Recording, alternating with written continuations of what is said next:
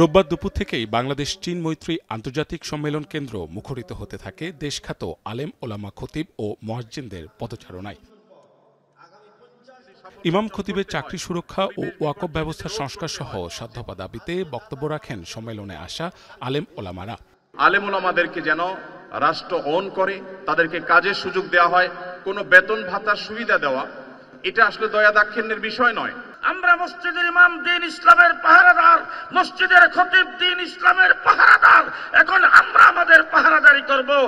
এ সময় এনসিপির আহ্বায়ক নাহিদ ইসলাম বলেন, জাতীয় ঐক্য কয়েকটি দলের ব্যাপার না, এখানে আলেম ওলামার ঐক্য গুরুত্বপূর্ণ।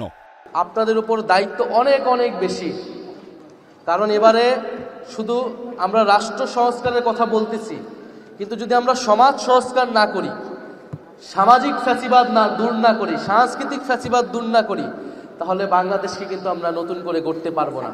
জামাতে ইসলামীর আমির ডক্টর শফিকুর রহমান বলেন, দেশের ইমাম খতিবরা কারো করুণার পাত্র হবে সেটা জামাতে ইসলামী দেখতে চায় না।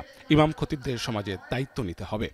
আমরা এই দিক থেকে করে যাওয়ার ভিতর থেকে আপনাদের প্রতি আজীবন সম্মান দেখাতে চাই।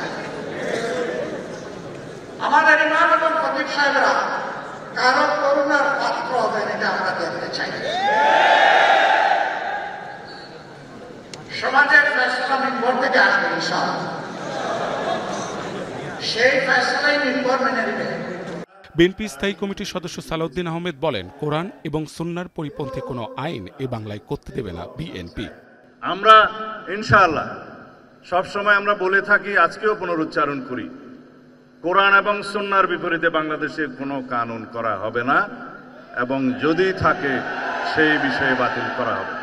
সম্মেলনে ভার্চুয়ালি যুক্ত হয়ে নির্বাচনে আলেম ওলামাদের সমর্থন চান বিএনপির ভারপ্রাপ্ত চেয়ারম্যান তারেক রহমান। সকলকে ঐক্যবদ্ধ থাকার আহ্বান জানিয়ে বলেন, বিএনপি ইসলামের মৌলিক বিষয় নিয়ে কখনো আপোষ করেনি, ভবিষ্যতেও করবে না। ইমাম খতিবদের বাইরে রেখে দেশের টেকসই উন্নয়ন সম্ভব নয়। লক্ষ লক্ষ মসজিদ, মাদ্রাসা, ইমাম, মুয়াজ্জিন, মাদ্রাসা শিক্ষার্থীকে রাষ্ট্রীয় অগ্রগতিমূলক কার্যক্রমের বাইরে রেখে দেশে কখনোই টেকসই উন্নয়ন করা সম্ভব নয়। আদর্শ সমুন্নত রেখে রাষ্ট্র এবং সরকার পরিচালনায় বিএনপির মূল মন্ত্র হবে ইনশাআল্লাহ ন্যায়পরায়ণতা। দেশের নানান প্রান্ত থেকে আসা আলেম ওলামারা সম্মেলনে তাদের দাবি তুলে ধরেন। দেশ গঠনে, সামাজিক মূল্যবোধ আর শান্তি প্রতিষ্ঠায় নিরলসভাবে কাজ করে যাবার অঙ্গীকারও করেন তারা। মাহবুব হাসান রিপন, এখন, ঢাকা।